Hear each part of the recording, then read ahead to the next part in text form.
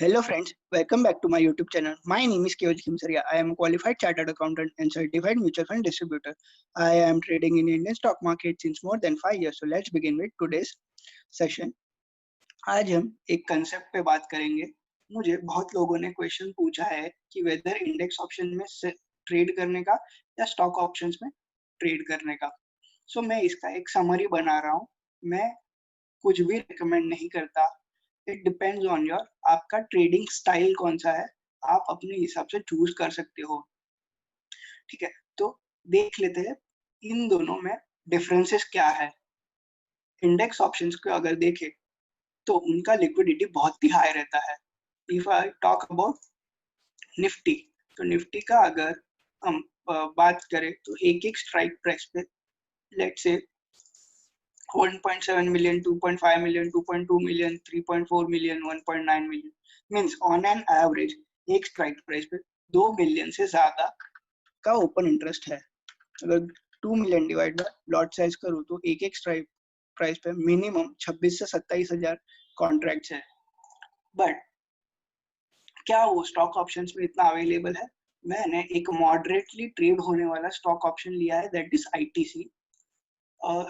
Stocks like Reliance, उनका volume बहुत ही high रहता है और देयर आर मेनी स्टॉक्स जिनका वॉल्यूम ही नहीं रहता. इसके लिए मैंने मॉडरेट वॉल्यूम वाला एक स्टॉक लिया है. सी, अगर मैं आईटीसी का बात करूं तो 200 का स्ट्राइक प्राइस पे 5 मिलियन का ओपन इंटरेस्ट, 195 का स्ट्राइक प्राइस पे 1.3 मिलियन का ओपन इंटरेस्ट. तो ऑन एन एवरेज देखेंगे तो मे बी 2 मिलियन के आसपास इसमें भी ओपन इंटरेस्ट रहेगा. बट इसमें 2 मिलियन डिवाइड बाय मुझे लॉट साइज करना पड़ेगा 2400 शेयर्स. तो एक स्ट्राइक प्राइस पे ऑन एन एवरेज 800 से 1000 ही कॉन्ट्रैक्ट्स ओपन रहेंगे. जबकि इंडेक्स में अगर हम देखें तो उससे ऑलमोस्ट 25 टाइम्स ऑप्शंस अवेलेबल है. तो इंडेक्स ऑप्शन में लिक्विडिटी बहुत आया है as compared to stock options. अगर हम बात करें सेटलमेंट का, तो इंडेक्स ऑप्शन का सेटलमेंट कैश में हो जाता है. और अगर आप स्टॉक ऑप्शन को on the day of expiry settle होने देते हो तो आपको उसका फिजिकल डिलीवरी लेना पड़ेगा. ठीक है, अभी ये दोनों ऑप्शन में कौन सा फैक्टर्स अफेक्ट करता है. लाइक अगर मैं इंडेक्स ऑप्शन का बात करूं, इधर मैं निफ्टी का बात कर रहा हूं, तो निफ्टी में अगर हम देखें तो निफ्टी एक पोर्टफोलियो है 50 कंपनीज का. तो निफ्टी का जितना भी 50 कंपनी है, अगर उसमें कुछ भी न्यूज आया या उनका रिजल्ट आया तो निफ्टी को अफेक्ट होता है.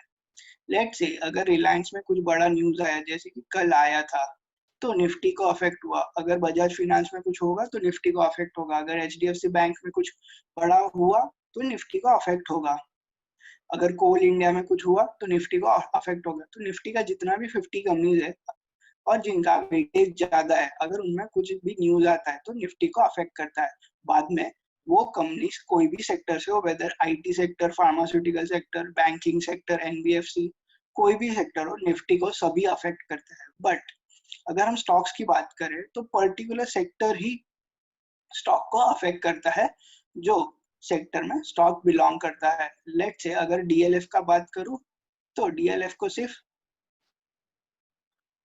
रियल एस्टेट सेक्टर ही अफेक्ट करेगा. आईटीसी को अगर बात करें तो सिर्फ एफएमसीजी सेक्टर अफेक्ट करेगा. रिलायंस जैसे एमएनसी का बात करें तो रिलायंस को रिटेल बिजनेस, टेलीकम्युनिकेशन और पेट्रोकेमिकल बिजनेस, ये 3 सेक्टर में कुछ न्यूज आया तो रिलायंस को अफेक्ट होगा.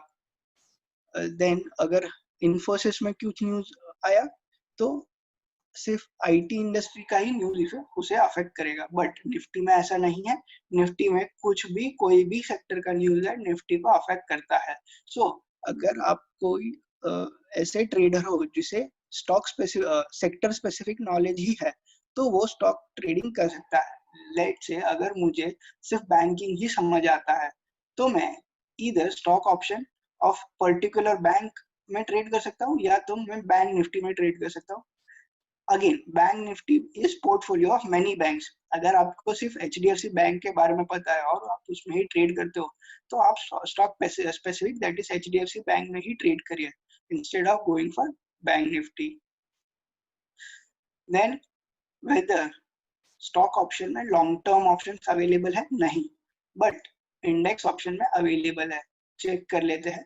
अगर मैं निफ्टी का देखूं तो कॉन्ट्रैक्ट जून, जुलाई, अगस्त, ये तो 3 महीने का तो है ही। उसके बाद सितंबर, दिसंबर, मार्च 2021, जून 21, दिसंबर 21, जून 22, दिसंबर 2022, जून 2023, दिसंबर 2023। मतलब मैं आज से अप्रोक्सीमेटली 3 साल बाद का भी कॉन्ट्रैक्ट ट्रेड कर सकता हूँ एज ऑफ टुडे।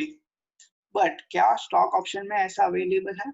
नहीं। ये लेट्स से ये ITC में देखे तो जून, जुलाई और अगस्त, ये 3 ही मंथ के ऑप्शंस अवेलेबल है। अगर इवन मैं अगस्त का देखूं तो इधर कुछ वॉल्यूम ही नहीं है, तो आप इधर ट्रेड कर ही नहीं पाओगे।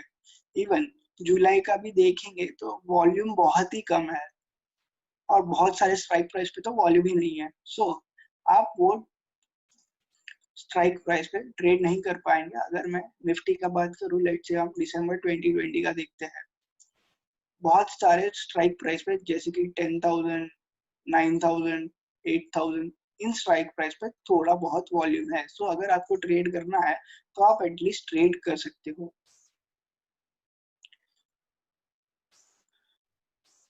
Then what is bid ask spread?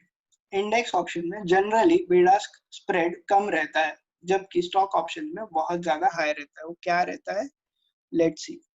अभी अगर हम ITC का बात करें तो 184 उसका प्राइस था, तो इमीडिएटली 180, मैं मतलब होल नंबर के जो रहेंगे, मतलब 10 के मल्टीपल में जिधर वॉल्यूम ज्यादा रहता है, अगर उसका ही स्ट्राइक प्राइस पे देखो तो इसका bid ask price 5.75 into 6.5, so it is 0.75 divide by 5.75, 13% का डिफरेंस है, विच इज वेरी हाई।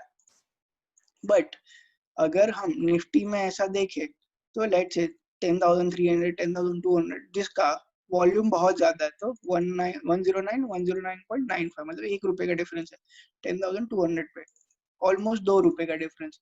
तो difference will not be more than 1 और 2%, इधर 13% का डिफरेंस है। तो अगर आप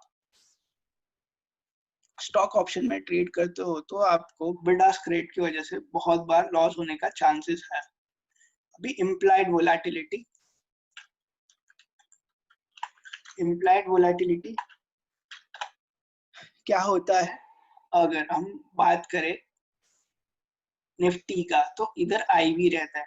IV क्या रहता है कि अगर आपको नहीं पता तो आप हमारा प्रीवियस वीडियो देख सकते हैं, मैं उसका लिंक आई बटन में दे दूंगा। अभी निफ्टी का IV is very low, generally it is between nowadays 25 to 30 और 20 to 30 के बीच में रहता है। बट अगर स्टॉक्स का बात करें तो 35, 40, अगर दूसरे स्टॉक्स का बात करें, लेट्स से अगर HDFC बैंक का बात करें तो उसका IV बहुत ज्यादा होगा। अभी IV ज्यादा होने का मतलब क्या है? सी 35, 34, इधर है 25, 24, 22। IV ज्यादा होना मतलब कि प्रीमियम ज्यादा होना।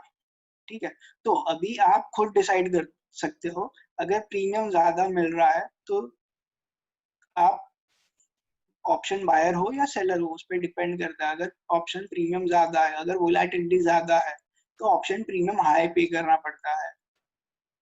तो अगर आप वोलेटिलिटी से कैसे प्रॉफिट कमाना है वो जानते हो तो आपके लिए स्टॉक ऑप्शंस अच्छा ट्रेड हो सकता है। बट अगर आपको पता नहीं वोलेटिलिटी ज्यादा हो तो क्या करना, वोलेटिलिटी को एक्सप्लॉइट कैसे करना, तो आपको बहुत बड़ा लॉस हो सकता है। सो ये इंडेक्स ऑप्शन और स्टॉक ऑप्शंस का बेसिक डिफरेंस था। ये मैंने एक समरी वीडियो बनाया था इन डिफरेंस को ध्यान में रख के आप खुद का ट्रेडिंग पैटर्न सिलेक्ट कर सकते हो कि वेदर आपको इंडेक्स ऑप्शंस में जाना है या स्टॉक ऑप्शंस में जाना है। Thank you for watching this video. Please like, share, subscribe and press on bell icon for future updates.